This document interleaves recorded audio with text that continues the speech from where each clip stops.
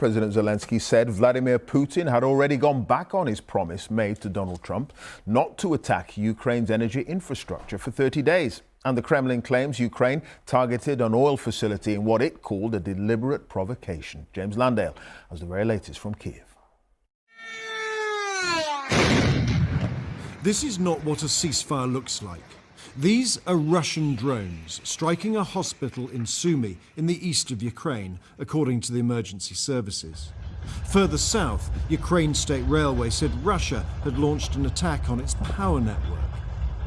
And over the border in Russia, an oil depot, the authorities said, had been hit by Ukraine.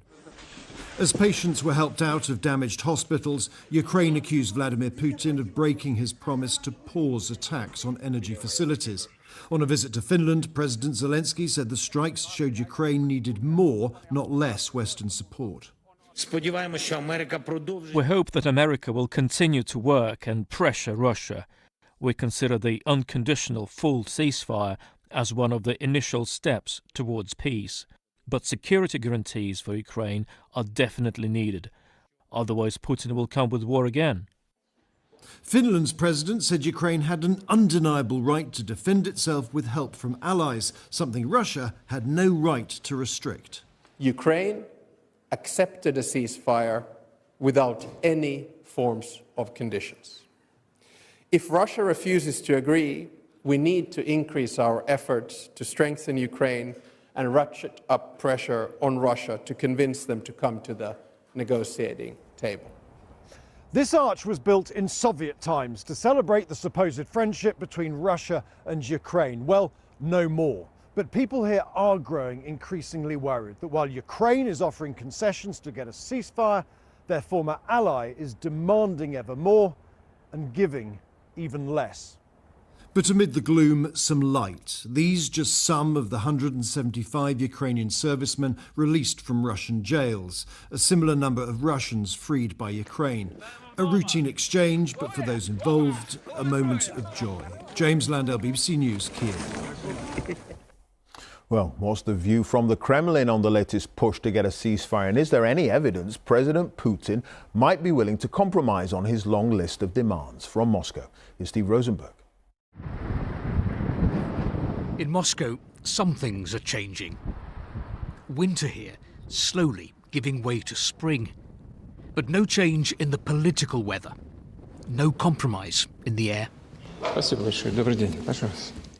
Listen to the language President Putin used today. The Russian army, he said, was completely routing Ukrainian forces in Russia's Kursk region. No mention of Tuesday's telephone call with Donald Trump. But the Russian papers were full of it. Vladimir Putin believes that Russia is winning the war against Ukraine and is in no rush to declare a comprehensive ceasefire.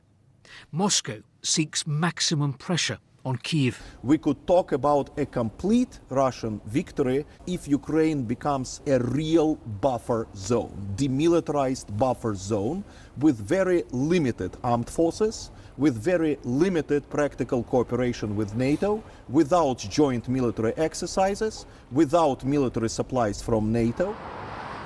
If it's Ukraine's surrender Moscow wants, would Donald Trump stand in its way? The Kremlin today said that Presidents Putin and Trump trust each other and understand each other very well. The other thing that Donald Trump understands, because the Kremlin has dropped plenty of hints, is that there are lots of lucrative deals to be done in Russia. It's why Ukrainians fear that President Trump will prioritize that over helping Kyiv get a fair deal to end the war. The Kremlin praises Donald Trump, but on the streets of Moscow, they're skeptical. He changes his mind a lot, says Tatiana. 1 minute Trump gives, the next he takes away. Vladimir is still waiting for proof that Trump will mend relations with Russia.